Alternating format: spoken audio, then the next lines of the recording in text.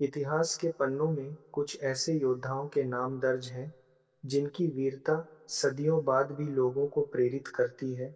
उन्हीं महान योद्धाओं में से एक थे सम्राट पृथ्वीराज चौहान। उनका जन्म लगभग 1166 ईस्वी में अजमेर के चौहान राजवंश में हुआ था। बचपन से ही वे असाधारण साहसी, बुद्धिमान और युद्धकला में निपुण थे। कम उम्र में ही उन्होंने राजगद्दी संभाली और अपने नेतृत्व से चौहान साम्राज्य को एक शक्तिशाली राज्य बना दिया। कहा जाता है कि वे घुड़सवारी, तलवारबाजी और धनुर्विद्या में इतने कुशल थे कि दूर से लक्ष्य भेदने की कला में उनका कोई मुकाबला नहीं था। उस समय भारत कई छोटे बड़े राज्यों में बटा हुआ था। इसी दौरान अफगान शासक मोहम्मद गौरी ने भारत पर अपना प्रभाव बढ़ाने की कोशिश शुरू की।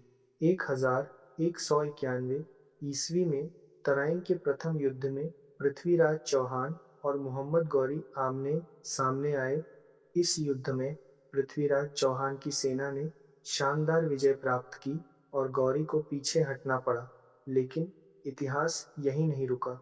अगले ही वर्ष 1192 ईस्वी में गौरी ने पहले से अधिक तैयारी और बड़ी सेना के साथ दोबारा आक्रमण किया। इस बार तराइन का दूसरा युद्ध हुआ, जो भारतीय इतिहास की सबसे महत्वपूर्ण लड़ाइयों में से एक माना जाता है। इस युद्ध में पृथ्वीराज चौहान पराजित हुए और इसके बाद उत्तर भारत के राजनीतिक इतिहास में बड़ा परिवर्तन आया। पृथ्वीराज चौहान के जीवन से जुड़ी कई लोक कथाएं भी प्रसिद्ध हैं। सबसे चर्चित कथा शब्दभेदी बाण की है, जिसमें कहा जाता है कि उन्होंने केवल आवाज सुनकर मोहम्मद गौरी पर तीर चलाया था।